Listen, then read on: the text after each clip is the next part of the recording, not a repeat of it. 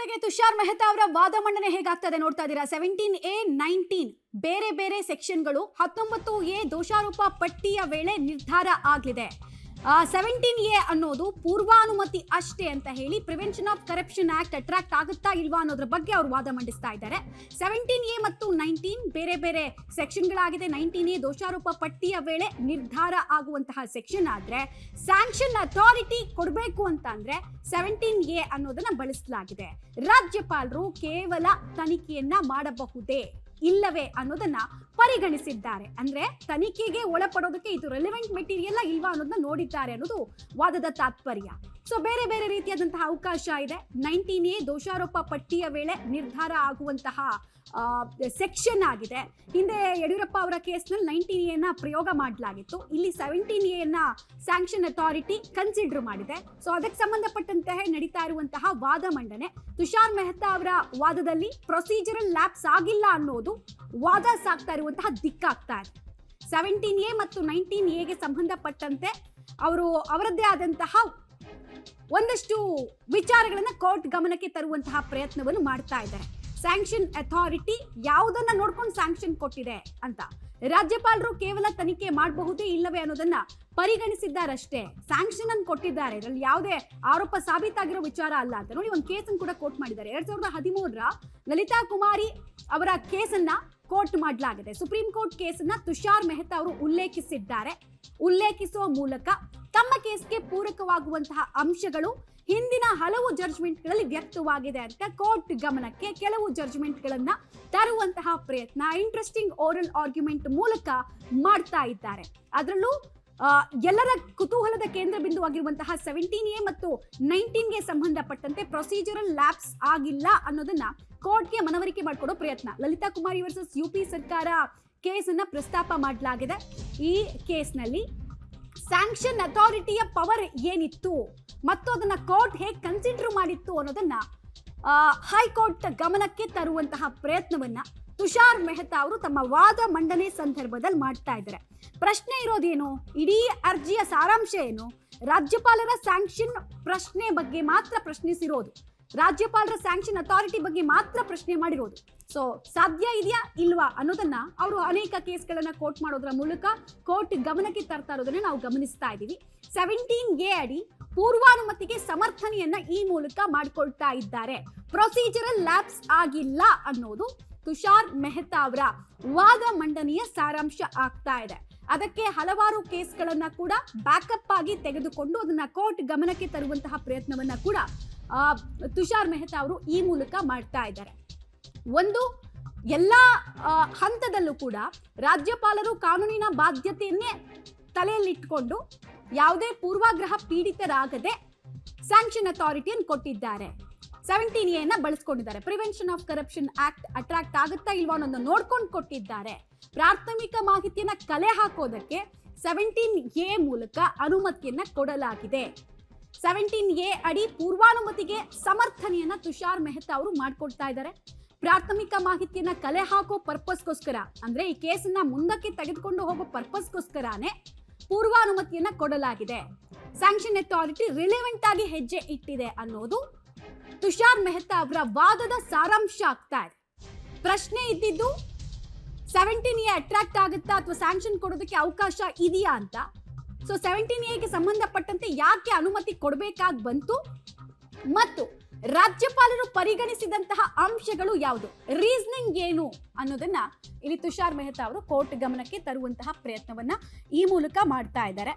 Almost ನಾವು ಗಮನಿಸಿದ್ವಿ ಎರಡು ಅಂಶಗಳ ಬಗ್ಗೆ ಇವತ್ತು ವಾದ ಆಗತ್ತೆ ಅಂತ. ಒಂದು 17A ವಿಚಾರದಲ್ಲಿ ಪ್ರೊಸೀಜರಲ್ ಲ್ಯಾಪ್ಸ್ ಆಗಿಲ್ಲ ಅನ್ನೋದು, ಇನ್ನೊಂದು ಹಲವು ಕೇಸ್ಗಳು ಪೆಂಡಿಂಗ್ ಇದೆ ಅಂತ ಏನು ಕೋರ್ಟ್ ಮಾಡ್ತಾ ಇದೆ ಕಾಂಗ್ರೆಸ್ ನಾಯಕರ ತಂಡ. ಸೊ ಅದಿದೆಯಾ ಇಲ್ವಾ ಅನ್ನೋದು ಕೂಡ ಈ ಮುಂದಿನ ಹಂತದಲ್ಲಿ ನಮಗೆ ಗೊತ್ತಾಗ್ಬಿಡುತ್ತೆ.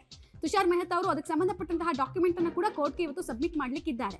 ಮೊದಲನೇದಾಗಿ 17A ಸಂಬಂಧಪಟ್ಟಂತೆ ರಾಜ್ಯಪಾಲರು ಸ್ಯಾಂಕ್ಷನ್ ಅಥಾರಿಟಿಯನ್ನ ಹೇಗೆ ಕೊಟ್ರು, ಯಾಕಾಗಿ ಕೊಟ್ರು ಅನ್ನೋದಕ್ಕೆ ಸಮರ್ಥನೆಯನ್ನ ಮಾಡ್ಕೊಳ್ತಾ ಇದ್ದಾರೆ. Prevention of corruption act adjudication process ಸರಿನಾ ತಪ್ಪಾ ಅಂತ ತನಿಖಾ ಸಂಸ್ಥೆ ತನಿಖೆ ಮಾಡಬಹುದೇ ಅಥವಾ ಇಲ್ವಾ ಅನ್ನೋದಕ್ಕೆ ಪರಿಗಣನೆ ತೆಗೆದುಕೊಳ್ಬೇಕಾಗತ್ತೆ. ಪ್ರಕರಣದ ಮೇಲೆ ಎಷ್ಟರ ಮಟ್ಟಿಗಿನ ವಿವೇಚನೆಯನ್ನ ಬಳಸಬಹುದು ಅನ್ನೋದನ್ನ ತೀರ್ಮಾನವನ್ನ ಕೂಡ ಕೈಗೊಳ್ಳಲಾಗುತ್ತೆ. 17A ಅಡಿಯಲ್ಲಿ ಈ ರೀತಿಯಾಗಿ ಅವಕಾಶಗಳು ಇದೆ ಅಂತ ಕೋರ್ಟ್ ಗಮನಕ್ಕೆ ತರೋ ಪ್ರಯತ್ನ. ಅಭಿಷೇಕ್ ಮನು ಸಿಂಘ್ವಿ ಅವರು ಹೇಳ್ತಾ ಇದ್ರು 17A ಬಳಸಿರೋದೇ ಅನ್ಲಾಫುಲ್ಲು, ಪೂರ್ವಾಗ್ರಹ ಪೀಡಿತರಾಗಿ ಅಂತೆಲ್ಲ. ಇಲ್ಲ, ಹಾಗಿಲ್ಲ. ಕೆಲವು ಕೇಸ್ಗಳಲ್ಲಿ ಈಗಾಗಲೇ ಜಡ್ಜ್ಮೆಂಟ್ ಕೂಡ ಈ ವಿಚಾರಕ್ಕೆ ಸಂಬಂಧಪಟ್ಟಂತೆ ಬಂದಿದೆ ಅನ್ನೋದನ್ನ ತುಷಾರ್ ಮೆಹ್ತಾ ಅವರು ಹೇಳ್ತಾ ಇದ್ದಾರೆ. ರಾಜ್ಯಪಾಲರು ಎಲ್ಲಾ ರೀತಿಯಾದಂತಹ ಕಾನೂನಿನ ಸಾಧ್ಯತೆ, ಮೆರಿಟ್ಸ್ ಆಫ್ ದ ಕೇಸ್ ಅನ್ನು ನೋಡಿನೇ ಸ್ಯಾಂಕ್ಷನ್ ಕೊಟ್ಟಿರೋದು ಸರಿ ಇದೆ. ಆ ಕ್ರಮ, ಸ್ಯಾಂಕ್ಷನ್ ಕೊಟ್ಟ ಬಗೆಯ ಕ್ರಮ ಸರಿ ಇದೆ ಅನ್ನೋದು ತುಷಾರ್ ಮೆಹ್ತಾ ಅವರ ವಾದದ ಹುರುಳಾಗ್ತಾ ಇದೆ.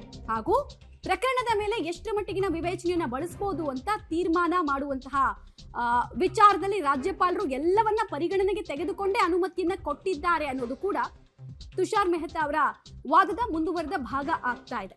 ಜೊತೆಗೆ ಈ ಕೇಸ್ ಮುಂದಕ್ಕೆ ಸಾಗಬೇಕು ಅಂತ ಹೇಳಿದ್ರೆ ಪ್ರಾಸಿಕ್ಯೂಷನ್ಗೆ ಕೊಡಬೇಕಾಗಿರೋದು ಅತ್ಯಗತ್ಯ. ತನಿಖಾ ಸಂಸ್ಥೆ ತನಿಖೆಯನ್ನ ಮಾಡಬಹುದೇ ಇಲ್ವೇ ಅನ್ನೋದನ್ನ ಮಾತ್ರ ಇವರು ಇಲ್ಲಿ ಪರಿಗಣನೆಗೆ ತೆಗೆದುಕೊಳ್ಳಲಾಗಿದೆ ಅನ್ನೋದನ್ನ ಕೂಡ ತಿಳಿಸ್ತಾ ಇದ್ದಾರೆ. ಸಿಎಂಗೆ ಇರುವಂತಹ ಬಿಗ್ ಡೇ ವಿಚಾರದಲ್ಲಿ ಇಂಟ್ರೆಸ್ಟಿಂಗ್ ಓರಲ್ ಆರ್ಗ್ಯುಮೆಂಟ್ ನಡೀತಾ ಇದೆ. ತುಷಾರ್ ಮೆಹ್ತಾ ಅವರ ಸಮರ್ಥನೆ ಈ ಸೆಕ್ಷನ್ಗಳಿಗೆ ಸಂಬಂಧಪಟ್ಟಂತೆ ಕಂಟಿನ್ಯೂ ಆಗ್ತದೆ. ಹಾಗೂ CRPC 154 ಅಡಿ ಹೇಗೆ FIR ದಾಖಲಾಗುತ್ತೋ ಹಾಗೆ 17A ಅಡಿಯಲ್ಲಿ ಪೂರ್ವಾನುಮತಿಗೆ ಅನುಮತಿಯನ್ನ ಕೊಡಲಾಗಿದೆ. ಇದರಲ್ಲಿ ಯಾವುದೇ ರೀತಿಯಾಗಿ ಪಿಕ್ ಅಂಡ್ ಚೂಸ್ ನಡೆದಿಲ್ಲ. ಅಭಿಷೇಕ್ ಮನು ಸಿಂಘ್ವಿ ಅವರು ಹೇಳಿದ್ರು ಪಿಕ್ ಅಂಡ್ ಚೂಸ್ ಆಗಿದೆ, 17A ವಿವೇಚನೆಯಲ್ಲೇ ಬಳಸಿದ್ದಾರೆ ಅಂತೆಲ್ಲ. ಸೊ ಹಂಗಲ್ಲ, ಅದು CRPC 154 ಪ್ರಕಾರ ಹೆಂಗ್ ಕ್ರಮ ಆಗುತ್ತೋ ಅದೇ ರೀತಿ ರಾಜ್ಯಪಾಲರದ್ದು ಕೆಲವು ಡ್ಯೂಟೀಸ್ ಇರುತ್ತೆ, ಕೆಲವು ಸೆಕ್ಷನ್ಸ್ ಇರುತ್ತೆ. ಆ ರೀತಿ ನೋಟಿಸ್ ಅನ್ನ ಕೊಟ್ಟಿದ್ದಾರೆ. ಮತ್ತು ನೋಟಿಸ್ ಕೊಡಬೇಕಾದ್ರೆ ಕೂಡ ರಿಲೆವೆಂಟ್ ಮೆಟೀರಿಯಲ್ ಇದೆಯಾ, ಕೇಸ್ನಲ್ಲಿ ಹುರುಳಿದೆಯಾ ಅಂತ ಚೆಕ್ ಮಾಡಿದ್ದಾರೆ ಅನ್ನೋದನ್ನ ತಿಳಿಸ್ತಾ ಇದ್ದಾರೆ. ಇಂಟ್ರೆಸ್ಟಿಂಗ್ ಓರಲ್ ಆರ್ಗ್ಯುಮೆಂಟ್ಸ್ ಆಗ್ತಾ ಇದೆ ತುಷಾರ್ ಮೆಹ್ತಾ ಅವರ ಕಡೆಯಿಂದ. ಹಾಗೂ ಸಿಎಂಗೆ ಕೊಟ್ಟಂತಹ ಶೋಕಾಸ್ ನೋಟಿಸ್ ಇವಾಗ ನೀವು ಗಮನಿಸ್ತಾ ಇದ್ರಿ, DCM DK ಶಿವಕುಮಾರ್ ಅವರು ಹೇಳ್ತಾ ಇದ್ರು ತನಿಖಾಧಿಕಾರಿಯಾಗಿ ನೋಟಿಸ್ ಕೊಡೋದಕ್ಕೆ ಭಯ ಪಡ್ತಾರೆ. ಶೋಕಾಸ್ ನೋಟಿಸ್ ವಿಚಾರಕ್ಕೆ ಸಂಬಂಧಪಟ್ಟಂತೆ ಕೋರ್ಟ್ ಗಮನವನ್ನ ಸೆಳೆಯುವಂತಹ ಪ್ರಯತ್ನ. CRPC 154 ಅಡಿ ಹೇಗೆ FIRಗಳು ದಾಖಲಾಗ್ತಾವೋ ಹಾಗೆ 17A ಅಡಿ ಪೂರ್ವಾನುಮತಿಗೆ ಅನುಮತಿಯನ್ನ ಕೊಡಲಾಗಿದೆ. ಇದು ಶೋಕಾಸ್ ನೋಟಿಸ್ ವಿಚಾರಕ್ಕೆ ಕೊಟ್ಟಂತಹ ಸಮರ್ಥನೆ ತುಷಾರ್ ಮೆಹ್ತಾ ಅವರದು ರಾಜ್ಯಪಾಲರ ಪರವಾಗಿ. ರಾಜ್ಯಪಾಲರು ವಿವರಣೆಯನ್ನ ಕೊಡಬಹುದು ಅಂತ ಹೇಳಿದ್ರಲ್ಲ, ನೋಡ್ತಾ ಇದ್ರೆ ಸಾಕ್ಷ್ಯನಾಶ ಆಗಬಹುದು ಅನ್ನೋ ಕಾರಣಕ್ಕೆ ನೋಟಿಸ್ ಅನ್ನ ನೀಡಬೇಕಾಗಿಲ್ಲ. ಇದು ಪೊಲೀಸ್ ಅಧಿಕಾರಿಗಳ ಕೆಲಸ. ಇನ್ನೊಂದು ಪ್ರಶ್ನೆ ಎದ್ದಿತ್ತಲ್ಲ, ಪೊಲೀಸ್ ಇನ್ವೆಸ್ಟಿಗೇಷನ್ ಇಲ್ಲದೆ ಇದು ಹೆಂಗೆ ಪ್ರಾಸಿಕ್ಯೂಷನ್ ಅನುಮತಿ ಕೊಟ್ರು ಅಂತ. ಅದಕ್ಕೆ ಸಂಬಂಧಪಟ್ಟಂತೆ ವಾದ, ಒಂದು ವೇಳೆ ಮೊದಲೇ ತನಿಖಾ ಸಂಸ್ಥೆಗಳ ಮೂಲಕ ಹೋದ್ರೆ ಸಾಕ್ಷ್ಯನಾಶ ಆಗ್ಬಿಡುತ್ತೆ ಅನ್ನೋ ಭಯದಲ್ಲೂ ಕೂಡ ಅಥವಾ ಆತಂಕದಲ್ಲೂ ಕೂಡ ಈ ರೀತಿಯಾಗಿ ಅನುಮತಿ ಕೊಡುವಂತಹ ಬಾಧ್ಯತೆ ಇದೆ ಅಂತ ತಿಳಿಸ್ತಾ ಇದ್ದಾರೆ. 17A ವಿಚಾರಕ್ಕೆ ಸಂಬಂಧಪಟ್ಟಂತೆ ಮೆಹ್ತಾ ಅವರು ನಡೆಸ್ತಾ ಇರುವಂತಹ ಸ್ಟ್ರಾಂಗ್ ವಾದ, ತನಿಖಾಧಿಕಾರಿಯಾಗಿ ನೋಟಿಸ್ ಅನ್ನ ಸಹಜವಾಗಿ ಮುಖ್ಯಮಂತ್ರಿಗಳು ಕೊಡಬೇಕು ಅಂದಾಗ ಭಯ ಪಡ್ತಾರೆ. ಮತ್ತೆ ಇದರಲ್ಲಿ ಪ್ರಭಾವ ಬೀರೋದು, ಸಾಕ್ಷಿನಾಶ ಆಗಬಹುದು ಅನ್ನೋ ಆತಂಕದಿಂದ ಕೊಟ್ಟಿರಬಹುದು.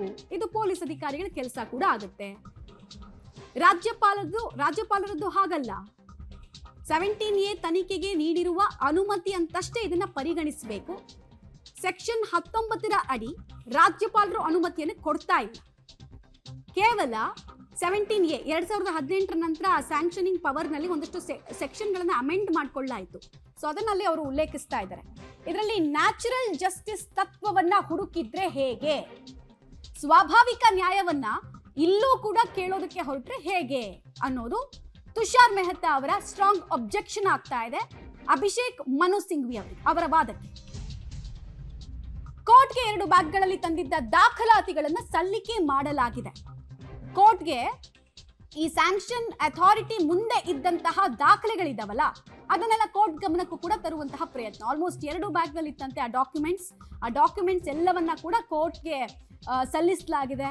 ಈಗ ಕೋರ್ಟ್ ರಾಜ್ಯಪಾಲರ ಕಚೇರಿಯಲ್ಲಿದ್ದಂತಹ ದಾಖಲಾತಿಗಳನ್ನ ಹೇಗೆ ಪರಿಗಣಿಸುತ್ತೆ, ಏನೆಲ್ಲ ಅಂಶಗಳನ್ನ ಇವರು ಸ್ಯಾಂಕ್ಷನ್ ಅಥಾರಿಟಿ ಕೊಡೋಕ್ಕಿಂತ ಮುಂಚೆ ನೋಡಿದ್ದಾರೆ ಅಂತೆಲ್ಲ ಕೋರ್ಟ್ ಕೂಡ ಈಗ ಅಬ್ಸರ್ವ್ ಮಾಡುತ್ತೆ. ರಾಜ್ಯಪಾಲರ ಕಚೇರಿಯಲ್ಲಿ ದಾಖಲಾಗಿದ್ದಂತಹ ದೂರು ಮತ್ತು ಅದಕ್ಕೆ ಸಿಕ್ಕಂತಹ ಸಾಕ್ಷ್ಯ, ಇದರಲ್ಲಿ ಯಾವುದೇ ಮುಚ್ಚುಮರೆ ಕೂಡ ಇಲ್ಲ ಅನ್ನೋದನ್ನು ತುಷಾರ್ ಮೆಹ್ತಾ ಅವರು ಹೇಳಿದ್ದಾರೆ. ಬ್ಯಾಗಲ್ಲಿರೋ ಡಾಕ್ಯುಮೆಂಟ್ ಅನ್ನು ಪ್ರೊಡ್ಯೂಸ್ ಮಾಡ್ತಾನೆ, ನಾವು ಯಾವುದನ್ನು ಹೈಡ್ ಮಾಡ್ತಾ ಇಲ್ಲ, ಪೂರ್ವಾಗ್ರಹ ಪೀಡಿತರಲ್ಲ, ಜೊತೆಗೆ ಸಾಕ್ಷಿಗಳಿಲ್ಲದೆ ಸ್ಯಾಂಕ್ಷನ್ ಅಥಾರಿಟಿಗೆ ಕೊಟ್ಟೇ ಇಲ್ಲ. ಸಾಕ್ಷಿಗಳು ಇದ್ದಿದ್ದ ಕಾರಣಕ್ಕೋಸ್ಕರನೇ ಸ್ಯಾಂಕ್ಷನ್ ಅಥಾರಿಟಿ ಎಸ್ ಅಂದಿದೆ ಅನ್ನೋದನ್ನ ತುಷಾರ್ ಮೆಹ್ತಾ ಅವರು ಕೋರ್ಟ್ ಗಮನಕ್ಕೆ ತರ್ತಾ ಅಲ್ಲಿ ದಾಖಲೆಗಳನ್ನ ಕೊಡ್ತಾ ಇದ್ದಾರೆ. ಆಲ್ಮೋಸ್ಟ್ 2 ಬ್ಯಾಗ್ಗಳಲ್ಲಿ ತಂದಿದ್ದಂತಹ ದಾಖಲಾತಿಗಳ ಸಲ್ಲಿಕೆ ಆಗ್ತಾ ಇದೆ. ಪ್ರೊಸೀಜರ್ ಲ್ಯಾಪ್ಸ್ ಅನ್ನುವಂತಹ ವಾದಕ್ಕೆ ಟಕ್ಕರ್ ಕೊಡೋ ಪ್ರಯತ್ನವನ್ನ ತುಷಾರ್ ಮೆಹ್ತಾ ಅವರು ಈ ವಾದ ಸಲ್ಲಿಕೆ, ಈ ಡಾಕ್ಯುಮೆಂಟ್ಸ್ ಅನ್ನ ಸಲ್ಲಿಕೆ ಮಾಡೋದ್ರ ಮೂಲಕ ತಮ್ಮ ವಾದವನ್ನ ಇನ್ನಷ್ಟು ಪ್ರಬಲವಾಗಿ ಮಂಡಿಸ್ತಾ ಇದ್ದಾರೆ. ಹಾಗೂ ಪ್ರಾಬಬ್ಲಿ ಡಾಕ್ಯುಮೆಂಟ್ಸ್ ಅಲ್ಲಿ ಇನ್ನೊಂದಷ್ಟು ಅಂಶಗಳಿರುತ್ತೆ.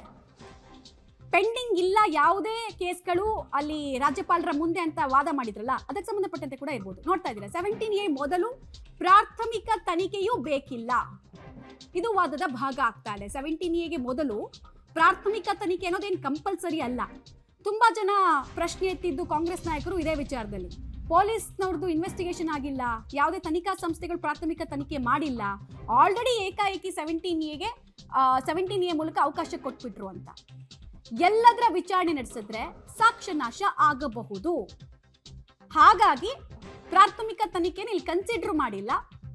ಸಾಕ್ಷಿಗಳು ಈ ಕೇಸನ್ನ ವಿತ್ಸ್ಟ್ಯಾಂಡ್ ಮಾಡುತ್ತೆ ಅನ್ನೋ ನಂಬಿಕೆ ರಾಜ್ಯಪಾಲರಿಗೆ ಬಂದ ಬಳಿಕವೇ ಕೊಡಲಾಗಿದೆ. ಪೊಲೀಸರ ತನಿಖೆ ವೇಳೆ ಕೂಡ ಪ್ರಭಾವಿಗಳಾಗಿರೋದ್ರಿಂದ ತನಿಖೆ ಮೇಲೆ ಪ್ರಭಾವ ಬೀರಬಹುದು. ಹೀಗಾಗಿ ಪೊಲೀಸ್ ಇನ್ವೆಸ್ಟಿಗೇಷನ್ಗೂ ಮುಂಚೆನೆ ಸ್ಯಾಂಕ್ಷನ್ ಅನ್ನ ಕೊಡಲಾಗಿದೆ ಅನ್ನೋದನ್ನ ಹೇಳಲಾಗ್ತಾ ಇದೆ. ಪೊಲೀಸರ ತನಿಖೆ ವೇಳೆಯೂ ಪರಿಣಾಮವನ್ನ ಬೀರಬಹುದು. ಇದು ರಾಜ್ಯಪಾಲರ ಪರ ವಕೀಲ ತುಷಾರ್ ಮೆಹ್ತಾ ಅವರ ವಾದದ ಭಾಗ ಆಗ್ತಾ ಇದೆ.